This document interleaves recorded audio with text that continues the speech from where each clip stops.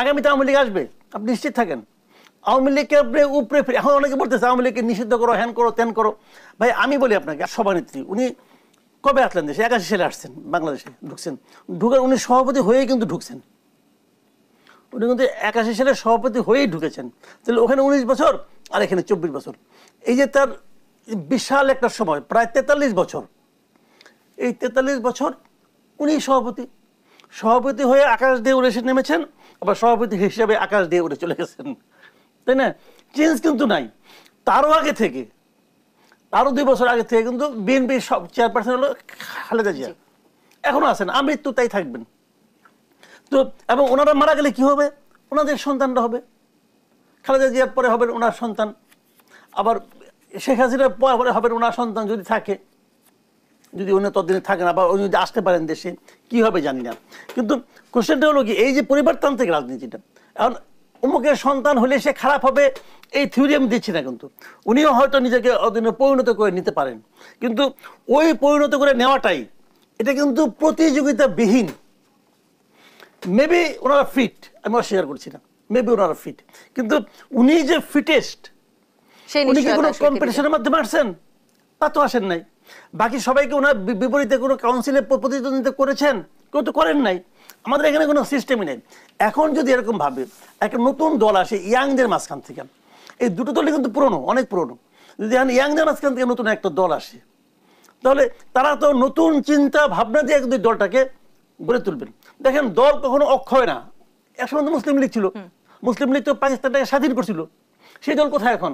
হারিয়ে গেছে। কিন্তু দলের মৃত্যু ঘটে আস্তে আস্তে, এরকম ভাবে ধীরে ধীরে, একদিনে হয় না, বাট আস্তে আস্তে আস্তে কিন্তু তাদের কর্মসূচি, তাদের রাজনীতির কারণে তারা ধীরে ধীরে হারিয়ে যায়। আমরা তো সাধারণত আসলে স্বাধীনতার পর থেকে বাংলাদেশের দুটো বড় রাজনৈতিক দল ভেবে আসছি। সেখানে যদি আমি একটু বলি, একটি বড় রাজনীতি তারা একেবারেই মাঠে নেই, কিন্তু অপর যে বড় রাজনৈতিক দল মাঠে আছে তারা ইতিমধ্যে ভাবা শুরু করেছে, তাদের অনেক নেতা কর্মীদের আচার আচরণে সেটাই প্রকাশ পাচ্ছে, তারা জয়ী হয়ে গিয়েছে। যদিও নির্বাচন ঠিক কবে সেটিও এখন আমরা নিশ্চিত নই। সেটি নিয়ে একটু জানতে চাই, এই জায়গাগুলো থেকে কি আবারও তারা জনসম্পৃক্ততা থেকে দূরে সরে যেতে পারে? কারা? বিএনপি? জি না, দূরে সরে যেতে পারে কি না পারে সেটা এখন আপনি কি করে বলবেন? কারণ আমি তো বিএনপির রাজনীতিতে অনেক পরিবর্তন দেখতেছি। আমি 2006 সালে যখন বিএনপি চলে গেল, তখন যে বিএনপি রাজনীতি ছিল, আর 18 বছর পরে আজকাল যে বিএনপি রাজনীতি আমি দেখতেছি, এটা একরকম না। বিএনপি রাজনীতিতে গত কয়েকদিনে আমি যে দেখছি, বিশেষ করে তারেক রহমানের কিছু কিছু ঘটনা, কিছু কিছু কর্মকাণ্ড, কিছু কিছু বক্তব্য, আমার কাছে তো খুবই পজিটিভ পলিটিক্সের ইঙ্গিত আমি পাচ্ছি। অন্তর্বর্তীকালীন সরকারকে যৌক্তিক সময় দেবার কথাও বলেছেন। হ্যাঁ বলেছেন, এই সরকারকে আমাদের টিকিয়ে রাখতে হবে। উনি তো অধৈর্য হয়ে যাননি। কাজে পরিবর্তন কিন্তু বিএনপিতে আসতেছে কিছু কিছু। একটা কথা মাথায় রাখবেন, যদি কোনো দল কি মানুষ, যে কোনো কিছুই যদি পরিবর্তনের সঙ্গে, সময়ের সঙ্গে নিজেকে পরিবর্তন করতে না পারেন, তাহলে সে কিন্তু থাকবে না। তো বিএনপির মধ্যে আমি সে পরিবর্তন লক্ষ্য করছি, এবং আমি এটাও মনে করি আমি কোনো দলকে নিষিদ্ধ করার পক্ষে না, কোনো দলকে না। এই জামাতকে নিষিদ্ধ করছে, আমি এটার পক্ষে না। আওয়ামী লীগ যে হিজবুত তাহরিরকে নিষিদ্ধ করছিল, আমি ওটারও পক্ষে না। আপনি কেন নিষিদ্ধ করবেন? একটা দল তাদের আদর্শ নিয়ে আসছে, তাদের আদর্শ যদি ভালো না হয়, যদি জনগণ পছন্দ না করে, জনগণ ওই দলকে গ্রহণ করবে না। ওইটাই তো ওই দলের সবচেয়ে বড় নিষিদ্ধের মতো আচরণটা হলো। তো আপনি দেখেন, আপনি জোর করে কেন আপনি করবেন নিষিদ্ধ? এটা করতে পারেন না, করা উচিত না। তো ওরকম ভাবে অনেকে আওয়ামী লীগকে নিষিদ্ধ করে চাচ্ছে। জামাতকে নিষিদ্ধ করে কি জামাতকে আপনি নিঃশেষ করতে পারছেন? বরং জামাত আরো পাওয়ারফুল হয়েছে, ঠিক না? তো এখন আওয়ামী লীগকে তারা নিষিদ্ধ করতে চায়, আমি তাদেরকে খালি একটা কথা বলি, এটা করতে যে আপনারা ধরা খাবেন। আওয়ামী লীগ, আমি একটা উদাহরণ মাঝে মাঝে বলি, দেখেন আওয়ামী লীগ কিন্তু পাট গাছ না, পাট গাছ আপনি টান দিয়ে উঠে ফেলতে পারেন। আওয়ামী লীগ বট গাছ, এটা তুলতে হলে অনেক সময় লাগবে। আওয়ামী লীগ 3 পুরুষের রাজনৈতিক দলের ভাই, দাদা রাজনীতি, দাদা আওয়ামী লীগ করতো, বাবা আওয়ামী লীগ করে, ছেলে আওয়ামী লীগ করে, ছেলের বাচ্চা হবে এখনো হয় নাই, সেও ছাত্রলীগের নাম লেখা রাখছে। এটা হলো আওয়ামী লীগ। কাজে এই দলকে আপনি টান দিয়ে উপরে ফেলাই দিবেন, এটা হয় না। আপনি জামাতকে তো ফেলাইতে পারেন নাই, জামাত থেকে ছোট দল। গণতান্ত্রিক ধারায় ফিরে যেতে হলে রাজনৈতিক দলগুলোর হাতেই আসলে এখন আগামীতে এরা এদের রাজনীতিকে কিভাবে সাজাবে, সেই সংস্কার আসলে আমাদের জন্য খুবই গুরুত্বপূর্ণ। রাজনৈতিক দলগুলো সেটা বুঝতে পারছে কিনা, কিংবা আসলে নির্বাচনের পথে যে আমাদের হাঁটতে হবে, সেই যৌক্তিক সময় বলতে আসলে আমরা কি বুঝতে পারছি, কিংবা এই অন্তর্বর্তীকালীন সরকার এখন আমাদেরকে একটি সঠিক রূপরেখা দিতে পেরেছে কিনা, এই প্রশ্নের উত্তর নিব। তবে আরো একটি বিরতির সময় হয়েছে। যৌক্তিক সময়টা তো ডিপেন্ড করবে কার উপর। আপনাকে যদি আমি বলি, আপনি বলেন তো যৌক্তিক সময় কতদিন অথবা কত বছর, আপনি যে ফিগারটা বলবেন ওটা আমার সঙ্গে নাও মিলতে পারে। কারণ আমার এক ধরনের ফিগার, আপনার এক ধরনের বক্তব্য, আরেকজনের আরেক ধরনের চাহিদা। পলিটিক্যাল পার্টিগুলিকে জিজ্ঞাসা করেন, তারা এক ধরনের যৌক্তিক সময় বলবে। আবার আপনি ছাত্রদের জিজ্ঞেস করেন, তারা অনেক দিন লম্বা একটা সময় বলবে, কারণ তারা চাচ্ছে যে এর মধ্যে দলটাকে গুছিয়ে নিতে পারে কিনা, দল গঠন করতে পারে কিনা, নানা রকম প্ল্যান প্রোগ্রাম আছে। কিন্তু আমার কাছে যেটা খুব বিস্ময়কর লাগছে, কেউই বলে না যে যৌক্তিক সময়টা কতদিন হবে। কেউ বলে না। কেন বলে না? আমি এটা যদি আমি আপনাকে বলি, আপনাকে আসলে আমি মনে করি এটা অন্তর্বর্তীকালীন সরকারের পক্ষ থেকে সময়টা সম্পর্কে একটা বক্তব্য আসা উচিত ছিল। তারা বলতে পারতো, আমরা যে প্ল্যান করেছি আমাদের মনে হয় এটা করতে 2 বছর লাগবে। তারা বলেছেন যে জনগণ যতদিন চাবে তারা ততদিন থাকবেন। জনগণ যে কতদিন চাবে আপনি কিভাবে মাপবেন? আপনার বাটখারাটা কি? আপনি বলবেন হ্যাঁ আমি তন্নির সঙ্গে আলাপ করছি, সে বলেছে 3 বছর। তা আপনি তো মাসুদ কামালের সঙ্গে আলাপ করেন নাই, আমি তো 1 বছর বলতে পারতাম। আমি জনগণ না? আমিও জনগণ। কাজে ওইগুলো হলো একটা ফালতু কথা, যে নাকি শেখ হাসিনা বলতো জনগণ আমাকে ভোট দিয়ে পাঠিয়েছে। তো এখন এটা আপনি কিভাবে মাপবেন? জনগণ তাদের ভোট দিয়ে পাঠাইছে, এটা তার ইলেকশন কমিশন তো বলতো। এই আওয়াল সাহেব বলতো না, কাজে হাবিবুল আওয়াল সাহেব, উনি তো একজন সচিব ছিলেন, বিখ্যাত ব্যক্তি। ওনার সঙ্গে সব জ্ঞানী লোক সবাই মিলে বলতো হ্যাঁ জনগণ শেখ হাসিনাকে ভোট দিয়ে পাঠিয়েছে। তারা তো বলতো।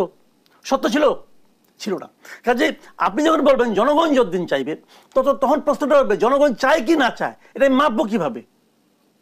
এইগুলো হলো কি জানেন, সময়টাকে মানে সুস্পষ্টভাবে না বলার একটা পায়তারা। এটা ঠিক না। ওনাদের যেটা বলা উচিত, ওনারা হিসাব করবেন ওনারা কি কি সংস্কার করতে চান। যেমন সংস্কার জন্য ওনারা ডিসেম্বর পর্যন্ত সময় বেঁধে দিয়েছেন, ডিসেম্বরের মধ্যে তাদের রিপোর্ট দিতে হবে, বুঝলেন? ডিসেম্বরের মধ্যে সংস্কার একটা রিপোর্ট দিল, তারপর তারা কতদিন লাগবে এটা হিসাব করলেন। মনে করেন হিসাব করে দেখান 2 বছর লাগবে। ওনারা বললেন যে আমরা প্রাথমিকভাবে 2 বছরের কথা চিন্তা করছি, এটা বাড়তেও পারে কমতেও পারে। আমি বলছি না 2 বছর যেদিন শেষ হবে ওই দিন আপনি যান, তা বলবো না। কিন্তু উনিদেরকে টাইম লিমিট দিবেন তো। আমি এতদিন এই কাজটা করতে চাই, আপনি করবেন না। ধরেন আপনার বাসায় যে কোনো একটা সংস্কার করবেন, আপনি আপনার রুমের একটু করবেন, রিঅর্গানাইজ করবেন। আপনি একজন আর্কিটেক্টকে নিয়ে আসলেন, একজন রাজমিস্ত্রিকে নিয়ে আসলেন। তারা যখন দেখবে, প্রথম আপনার প্রশ্নটা কি হবে?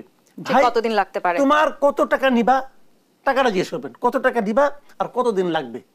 আপনি জিজ্ঞেস করবেন না? করবেন তো। এখন উনি যদি বলে আমাকে টাকা দেন, আমি এটা আপনাকে যৌক্তিক সময়ের মধ্যে করে দেবো, তাহলে আপনি কাজ করাবেন না। কারণ ওটা যদি একটা এক্সপার্ট লোকের হাতে পড়ে, সে তো 2 দিনে করে দিবে। আর একজন যদি বয়স্ক অবসরপ্রাপ্ত লোকের হাতে পড়ে, সে তার তো অন্য কোনো কাম নাই, সে ওটাকে 1 মাস ধরে করবে।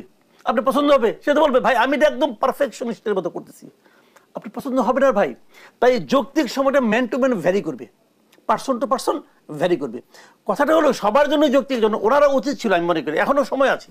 আমি মনে করি ওনাদের একটা রোড ম্যাপ দেওয়া উচিত, যে আমি আশা করছি 1 দিনের মধ্যে হবে, তার আগেও হতে পারে পরেও হতে পারে। আমি সবচেয়ে বড় কথাটা বলি আপনাকে, আমাকে আজকে একজন বলল মিনিমাম 7 বছর লাগবে। আমি বললাম ভাই আপনি তো 7 বছর সময় ওদেরকে দিচ্ছেন, আল্লাহ কি ওনাদেরকে 7 বছর সময় দিবে? এক একজনের বয়স হয়ে গেছে, মানে 80 ইয়ার পাশে কমপক্ষে 3 থেকে 4 জন, তাদেরকে আল্লাহ 8 বছর সময় দিবে? কাজে আবেগে কথা বলে লাভ নাই ভাই, আবেগ দিয়ে দেশ চলে না, লজিক্যাল হতে হবে। এবং সেই জিনিসটা হলো কি ওনাদের হিসাব করে উনি বলেন যে হিসাব করতে পারবো না। হিসাব না করতে পারাটা একটা অযোগ্যতা। আপনাকে হিসাব করে বলতে হবে যে আমি আশা করছি 1 দিনের মধ্যে পারবো, যদি না পারি 1-2 বছর বাড়তি লাগতে পারে, 1-2 মাস বেশি লাগতে পারে, আবার আগেও হয়ে যেতে পারে। কিন্তু নির্বাচন আসলে আমাদের খুবই প্রয়োজন, যেহেতু আমরা বারবার গণতান্ত্রিক ধারায় যেতে চাইছি। নিশ্চয়ই মাসুদ কামাল, আপনি যেহেতু আছেন, আমি এই প্রশ্নটি একটু করতেই চাই, সুযোগ হাতছাড়া করতে চাই না। গণমাধ্যমের মতন একটি বড় স্তম্ভ, সেটি ছাড়া গণতান্ত্রিক ধারায় আসলে আমাদের প্রবেশ করা সম্ভব নয়। এই 1.5 মাসের বেশি হয়েছে এই অন্তর্বর্তীকালীন সরকারের, আপনি কি মনে করছেন গণমাধ্যমগুলো আগের চাইতে আসলে খানিকটা স্বাধীনতা পাচ্ছে কিনা? আমি সাংবাদিকতা করি আজকে 36 ইয়ার্স। আমার এই 36 বছরের মধ্যে এই সময়ে গণমাধ্যমে যে স্বাধীনতা আমি দেখছি এরকম আগে কখনোই দেখিনি। গণমাধ্যম তার সর্বোচ্চ স্বাধীনতা এখন ভোগ করছে, এটা হলো আমার অবজারভেশন, আমার পার্সোনাল অবজারভেশন।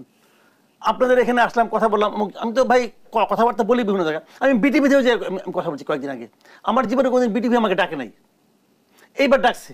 এবং ওখানে যে কিন্তু আমি সব কথা সরকারের প্রশংসা করছি তা না, আমি সরকারের সমালোচনা করছি, যেটাকে আমার ভালো লাগছে আমি বলছি।